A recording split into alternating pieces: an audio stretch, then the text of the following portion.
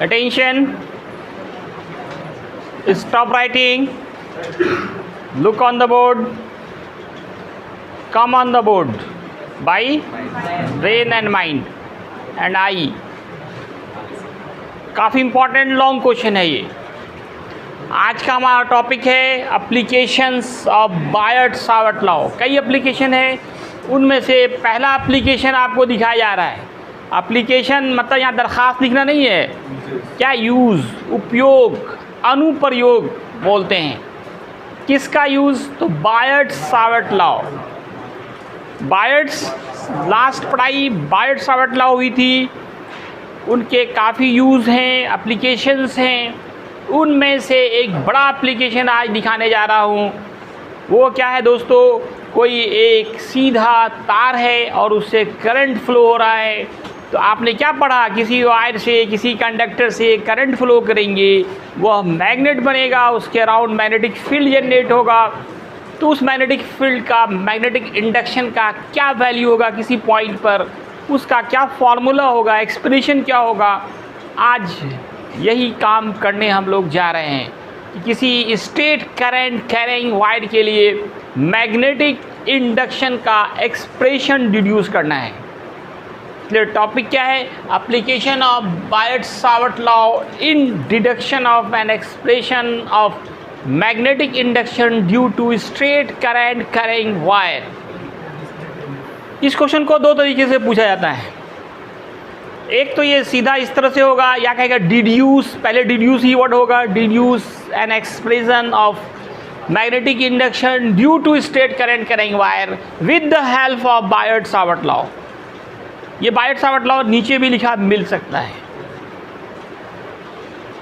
तो हिंदी में बोलेंगे किसी सीधे धारावाही तार के कारण किसी बिंदु पर चुंबकीय प्रेरण का व्यंजक निकालना। तो आइए, इसमें सबसे मेन इम्पॉर्टेंट है फिगर। फिगर समझ गए, आधा काम हो गया। तो फिगर में बहुत सारा लाइंस ड्रॉ करना पड़ रहा है, इसलिए ध्यान से देखें कि कौन सा लाइन हम कैसे खींच रहे हैं, कैसे फिगर बना रहे हैं। ध्यान से देखेंगे तो बहुत आसान फिगर है, सिर्फ लाइन ही तो ड्रॉ करना है। ध्यान से देखें, अटेंशन, फिगर को ध्यान से देखें। सबको दिख रहा है? तो सबसे पहले हम लोग एक इस पूरा लंबा सा सीधा तार खींच देंगे। इससे कहीं पे किसी भी डिस्टेंस पे एक पॉइंट ले लेंगे। तार का नाम कुछ मान लीजिए, ए बी मान लीजिए, एम एन मान लीजिए, कुछ मान लीजिए। एक पॉइंट यहाँ पे ओ लीजिए और यहाँ मान लेते हैं ये पॉइंट पी है।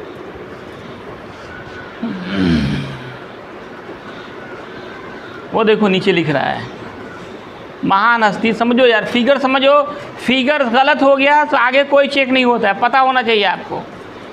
फिगर सही तो मार्क्स मिल जाता है। फिगर समझो, लिखना मना है ना भी। तो क्या है, इससे करंट फ्लो हो रहा है। मान लो कितना करंट फ्लो हो रहा है, आई।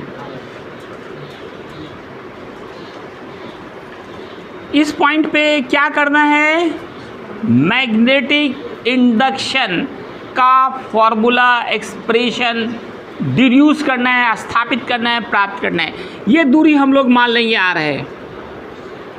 ये दूरी कितनी है दोस्तों? आर। कोई प्रॉब्लम यहाँ तक? फिर कोई नीचे नहीं देखेगा। एम को पी से आप मिला दें। यहाँ कुछ एंगल बन रहा है ना, इस एंगल को मानिए θ1।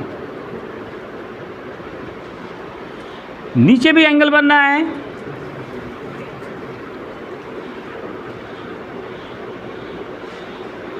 इस एंगल को मान लिया जाए θ2। इधर ही लिख दें।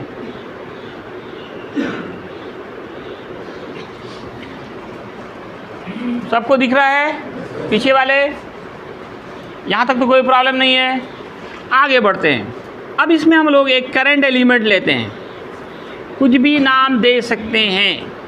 क्या नाम दीजिएगा? मान लो CD, कुछ भी नेमिंग हो सकता है, नाम अपने मन से दीजिए आप। CD को करंट एलिमेंट कहा जाएगा। क्या कहा जाएगा? Current element. कल से एक बेंच छोड़ के बैठेगा तुम लोग।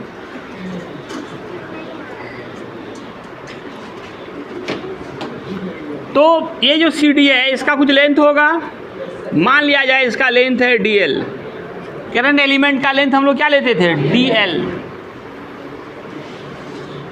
अब आप C और D दोनों को P से मिलाइए,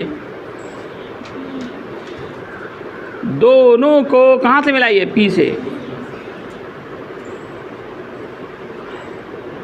और यहाँ एक छोटा सा एंगल बन रहा है, कहाँ से मिलाया? P से। तो यहाँ एक छोटा सा एंगल बन रहा है ना, इस एंगल को मानिए डी थीटा।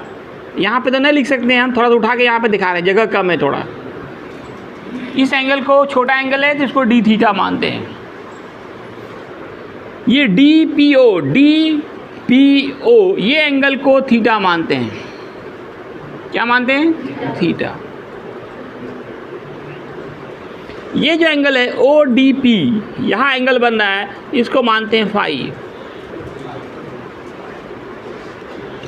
ये दोनों सी डी ये बहुत ही स्मॉल लेंथ होता है, तो ये लगभग दोनों फाई, ये भी फाई ही होगा लगभग दोस्तों। कितना होगा? फाई। यहाँ पे नहीं लिख रहे हैं, यहीं लिख दें। एरो से समझ रहे हैं ना, एरो दिखा रहे हैं मतलब ये एंगल ले रहे हैं। यहाँ थोड़ा स्पेस कम है और भी काम करना है। इसके बाद एक परपेंडिकुलर ड्रॉ कर रहे हैं, मान लो डीएम से परपेंडिकुलर आ गया सीपी पर। ये एंगल छोटा, ये इसे एंगल को क्या माना है? फाई। यहीं पे लिख ही देता हूँ फाई। दिख रहा है? नहीं दिख रहा है, बहुत छोटा जगह बन गया ना ये। यहीं पे दिखाते हैं एरो लगा के, ये फाई। ये एंगल भी फाई। यहाँ से ये डिस्टेंस स्मॉल ए मानी जाती है। डी से पी तक का डिस्टेंस, कुछ लोगों का कहना है कि और बड़ा फिगर बनाइए। इसको मिटा देते हैं, एक बार फिर से बनाते हैं तो समझ में भी आ जाएगा आप लोगों को। ये 2 बोर्ड का क्वेश्चन है, आधा बोर्ड में फिगर बनाएंगे तो हो गया, काफ़ी लंबा है ये। चलिए एक बार फिर से समझ लीजिए और अच्छा आपको क्लियर हो जाएगा। सबसे पहले एक स्ट्रेट लाइन खींचिए, इसके बाद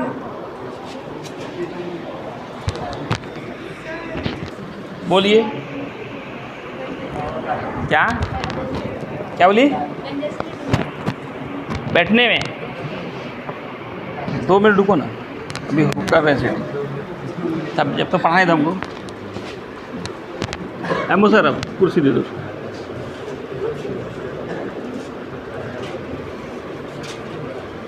नाम इसका कुछ क्या दिए थे? ए भी दिए थे, नाम बदल भी सकते हैं। शर्माती कुंजी बैठो ना। ए बी एक स्ट्रेट करंट कैरिंग वायर है, इससे आई करंट पास हो रहा है। ये पॉइंट ओ है, ये पॉइंट हमारा पी है। अब क्या किए थे? ए को पी से मिलाएं, बी को पी से मिलाएं, तो ये एंगल ऊपर वाला थीटा, नीचे वाला ये दूरी ओ से पी तक की दूरी क्या है? आर है। अब क्या किए थे? यहाँ पे करंट एलिमेंट छोटा होता, लेकिन इसको भी हमको बड़ा लेना पड़ रहा है आप लोगों के चक्कर में। करंट एलिमेंट क्या होता है? हमेशा बहुत छोटा होता है ना, वो हम बोल रहे हैं दोनों लगभग नज़दीक ही होता है। ये लेंथ इसका डीएल मानते हैं। अब सी को भी मिलाओ पी से, डी को भी मिलाओ पी से। ये छोटा कोण डी थीटा, ये वाला कोण थीटा, ये वाला कोण फाई, यहाँ से एक लंब डाल दिया, ये भी फाई। ये डिस्टेंस ए, डीपी का दूरी जो है वो कितना है? ए है। स्मॉल ए। बस यही है फिगर। ये पूरा एंगल कितना है? θ1, नीचे वाला θ2, ये एंगल थीटा, ये फाई, तो ये भी फाई, क्योंकि ये दोनों एक दूसरे के बहुत नज़दीक होते हैं। अब इसको आप लैंग्वेज दीजिए। मानिए let A B is a straight wire through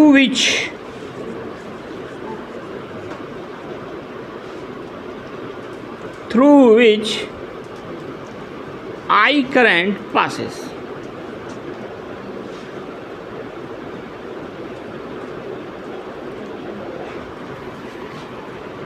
Okay, a point P lie at r distance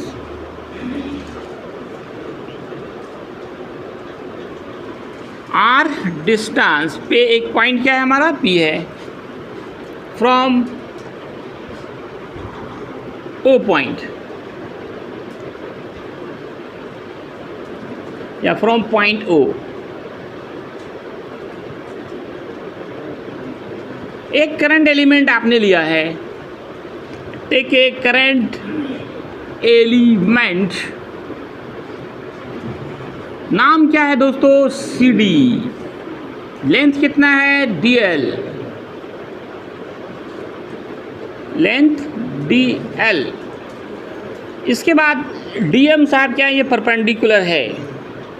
DM is perpendicular on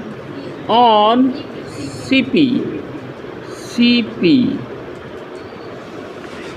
अब ये एक राइट एंगल ट्रायंगल बन रहा है, triangle CDM। In triangle CDM ये एंगल फाई है। तो बताओ दोस्तों साइन फाई कितना होगा? कोई साइन फाई P/H, तो P कौन हो गया? फाई के सामने P होगा तो DM P हो गया। और H ये एंगल 90 है, CD। तो DM बराबर कितना होगा? Cross multiplication CD into sine phi. CD का जो लेंथ है दोस्तों वो DL है, DL साइन फाई। इसको मान लें इक्वेशन फर्स्ट। बाबू नीचे देखोगे महान है, लेकिन यार कसम खा लियो नहीं समझेंगे। अब ये छोटा एंगल ले लो, ये एंगल देख रहे हो d थीटा है।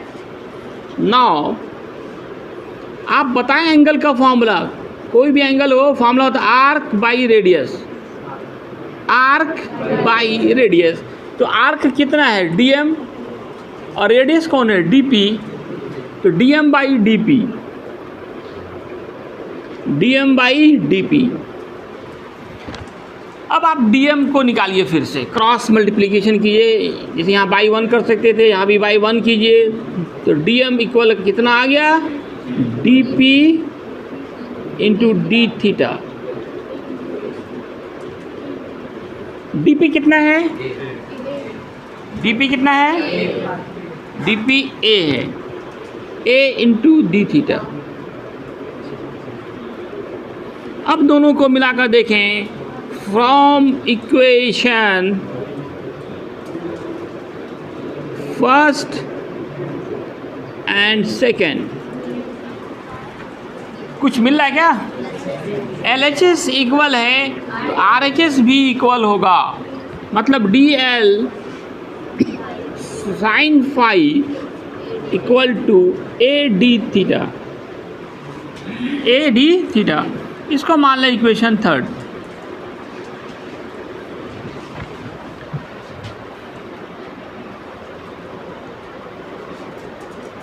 अदनान को देखो क्या कर, क्या जी हरान, तुम पीछे ही देखो या नीचे देखो।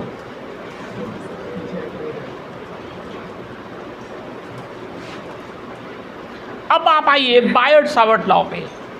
इतना करने के बाद हम लोगों ने बायट सावर्ट लॉ से क्या फॉर्मूला पढ़ा है, बोलो।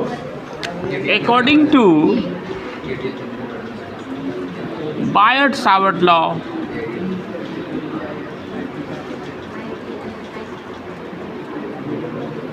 क्या पढ़ा है?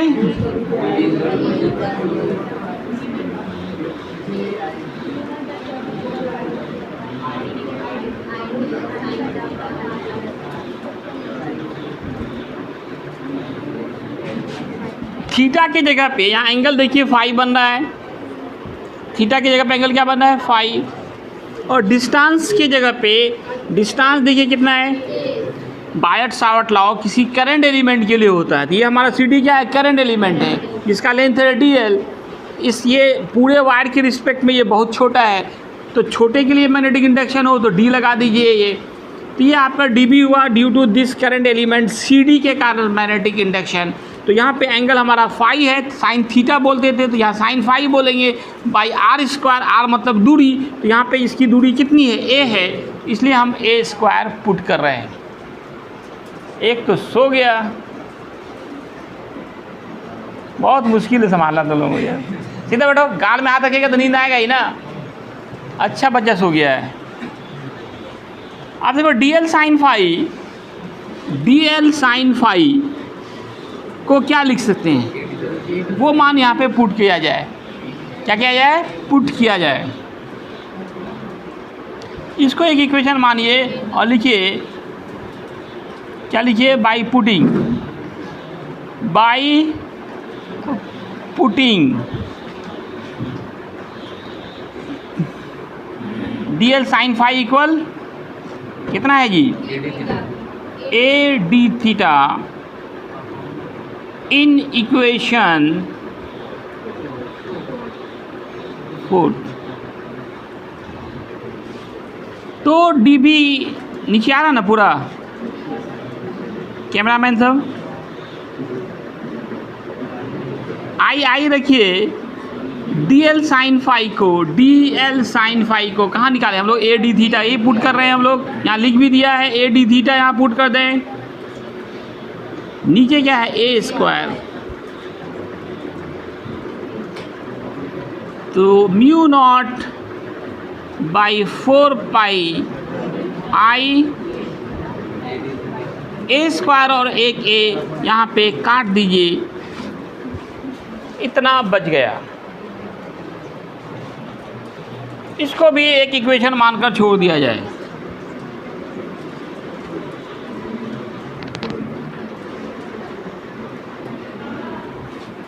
अब आप इस ट्रायंगल में आए, triangle O P D, O P और डी पे आए।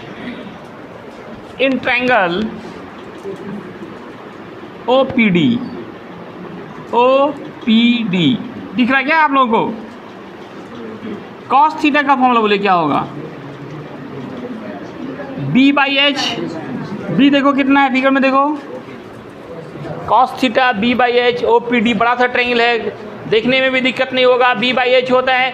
बी देखिए आपका आर है, एच ए है, तो ए बराबर कितना होगा? R by cos theta.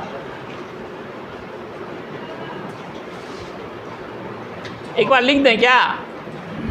इतना नहीं समझ में आ रहा है? Cos theta B by H. B देखिए क्या है? आर है। एच कितना है? ए है। 90 के सामने एच होता है ना, ये 90 है तो ये एच हो गया, ये थीटा है, ये पी हो गया, ये बी हो गया।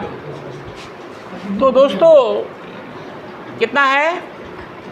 कितना आ रहा है? B by h, r by a. हमको ए चाहिए, ए को ऊपर ले गए, कॉस थीटा को नीचे ले आए। अब ए का मान आर यहाँ पे पुट करना है। इसको मान लो इक्वेशन 6। बाई पुटिंग, ये जो मान निकालें उसको पुट कीजिए। पुटिंग ए बराबर R by cos theta in equation, कौन सा इक्वेशन है? 5th। 5वें इक्वेशन में पुट किया जाए। 5वां इक्वेशन हमारा क्या है दोस्तों? Mu naught by 4 pi I d theta by a है। यहाँ पे हम मान पुट कर रहे हैं, अगले स्टेप में कर देता हूँ। आई डी थीटा ए की जगह पे r बाई कॉस थीटा, तो mu naught by 4 pi I cos theta D theta by are.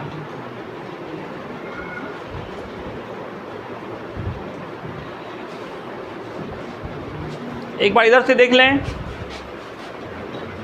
तो cos theta B by H, उससे आर बाई ए आ रहा है, एक को ऊपर ले गए, कॉस को नीचे ले गए, क्योंकि ए का मान की ज़रूरत है हमको। इस ए का मान इस इक्वेशन में पुट कर दिया, ए के जगह पे आर बाई कॉस थीटा, ये कॉस थीटा नीचे है तो कहाँ जाएगा, ऊपर जाएगा, नीचे के भी नीचे है ना, आर बाई कॉस थीटा है, ये ऊपर जाएगा। इस तरह से ये मैग्नेटिक इंडक्शन निकल गया। किसके लिए अभी तक ये सारा काम हुआ है, वो सिर्फ एक करंट एलिमेंट के लिए, एक छोटे से टुकड़े के लिए मैग्नेटिक इंडक्शन निकल गया। अब हमको निकालना है पूरे होल करंट करेंगे वायर के लिए। क्या करेंगे? वेरी गुड, क्या करेंगे? इंटीग्रेशन। अब लिखेंगे नाउ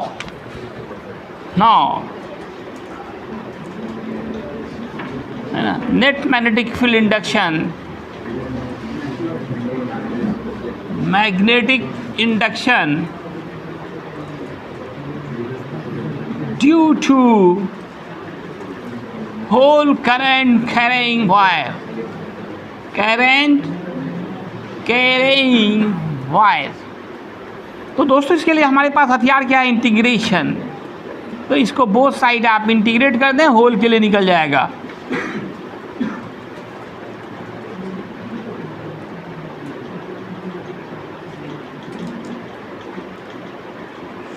यहाँ डी बी है तो 0 से b डालेंगे, 0 से लोअर लिमिट 0 और अपर लिमिट भी। मिनिमम मैक्स इंडक्शन क्या हो सकता है? 0 और मैक्सिमम क्या हो सकता है? b।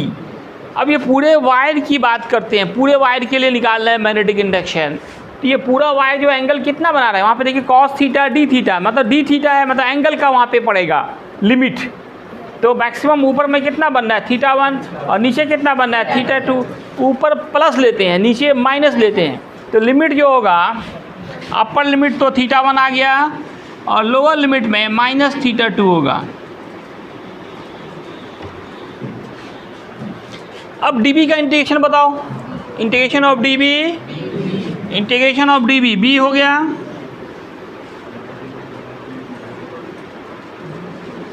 यहाँ बताइए किसका इंटीग्रेशन होगा? किसका इंटीग्रेशन होगा? इधर भी नहीं आया होगा तो dB का इंटीग्रेशन क्या होगा दोस्तों? b होगा। अपर लिमिट और लोअर लिमिट पुट करें। यहाँ देखिए d के साथ थीटा है तो कॉस थीटा का इंटीग्रेशन होगा। बाकी सारे कांस्टेंट्स हैं, कांस्टेंट को बाहर कीजिए, म्यू नॉट बाहर, आई बाहर, 4 पाई बाहर, आर बाहर, बचा कॉस थीटा। और कॉस थीटा का क्या होता है दोस्तों? क्या होता है? कॉस थीटा का integration sine theta. Upper limit θ1, lower limit minus θ2, फिर upper limit minus lower limit. Integration हो गया तो डी थीटा और इंटीग्रेशन दोनों हट जाएगा। अब यहाँ पे क्या करेंगे? Upper limit minus sine θ1 minus sine θ2, sine minus θ2। Minus आए तो ब्रैकेट लगा दीजिए, इसलिए यहाँ पे ब्रैकेट लगा दिया गया है। माइनस आए तो क्या लगाइए? ब्रैकेट। अब ये हो गया साइन θ1। अब ये देखिए माइनस अपने जगह रहा, minus sine minus theta minus sine theta होता है, तो माइनस माइनस क्या होगा? प्लस हो जाएगा।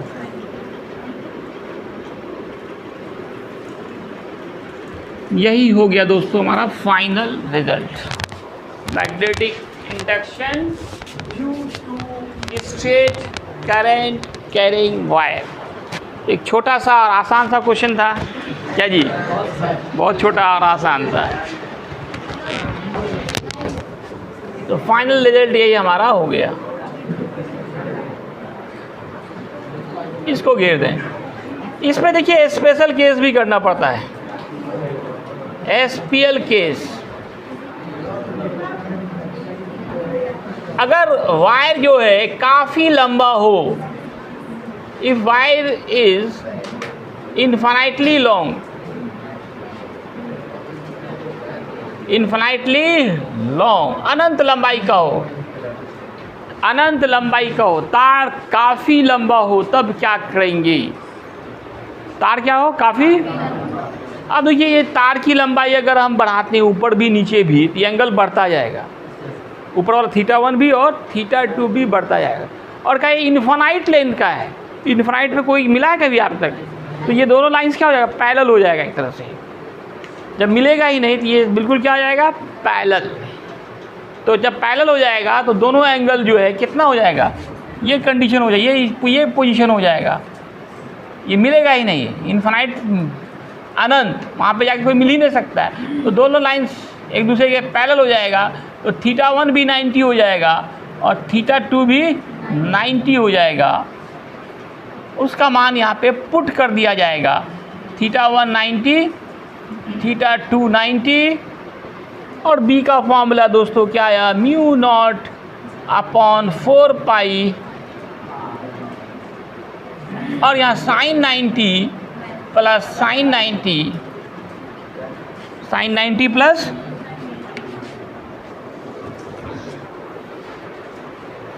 b equal mu naught upon 4 pi sine 91 plus 1, mu naught by 4 pi 1 plus 1 that is 2, 2i by r।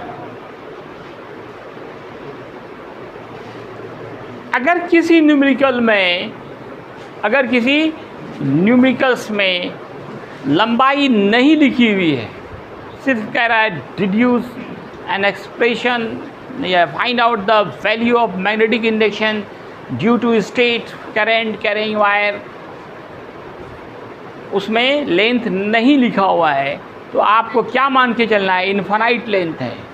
इस तरह का एक न्यूमेरिकल आपको होमवर्क दे रहा हूँ, और कोई बना के यूट्यूब पे आंसर डालिएगा।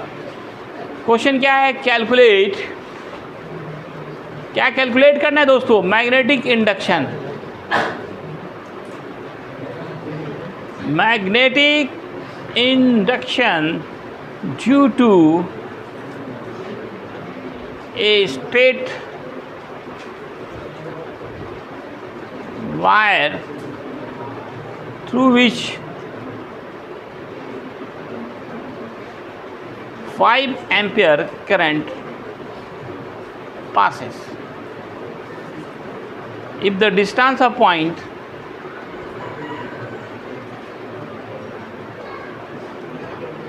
is 10 cm, तो आप इसी फॉर्मूले को पुट करेंगे। यहाँ पे कोई लेंथ इंडिकेट नहीं है। म्यू नॉट बाई 4 पाई का मान जी, म्यू नॉट बाई 4 पाई का मान भूल गए क्या आप लोग? 10⁻⁻⁷। अब ये मालूम है, देखो करंट भी मालूम है, आर भी मालूम है, इससे आसान शायद ही कोई न्यूमेरिकल हो। उम्मीद है हर कोई बनाएंगे और इसका आंसर ज़रूर यूट्यूब के कमेंट बॉक्स में डालेंगे। मैं थोड़ा नज़दीक से दिखा देता हूँ।